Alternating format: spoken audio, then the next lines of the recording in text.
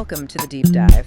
We're here to take a stack of dense federal documents and, well, some pretty confusing research notes and give you the crystal clear roadmap you really need. Exactly. Today, we are unpacking a policy shift that impacts nearly every American receiving federal benefits.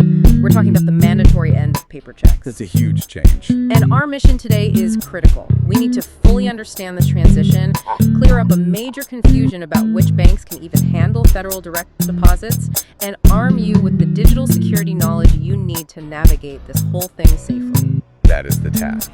We're diving into the specifics of the federal electronic payment mandate.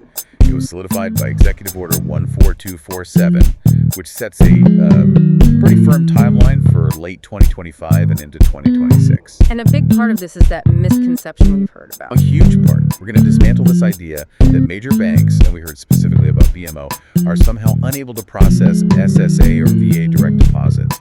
The truth is, every recipient needs to choose one of two paths. And we'll cover both. We will. It's either direct deposit or it's the government's safety net card. Okay, so shifting from the big picture to the nuts and bolts, let's start with the why and the when.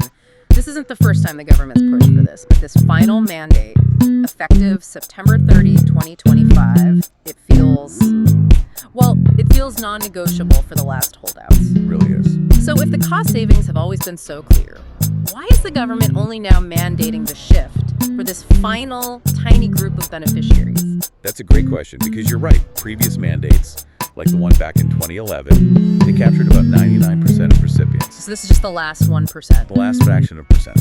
And this final push is driven by two factors. One is economic, but the other one is really urgent. Okay, let's start with the economic one. Economically, the difference is just stark. A paper check costs the government about 50 cents to issue, to mail, to track. 50 cents per check. Per check. An electronic transfer. It costs less than 15 cents. When you multiply that by millions of payments, the savings are just massive. Right, operational efficiency. But like I said, those savings were there a decade ago.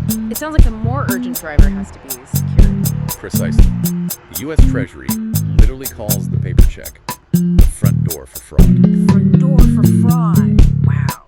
Think about it. A paper check sits in a mailbox. It's vulnerable to theft. It can be altered and cashed by criminals.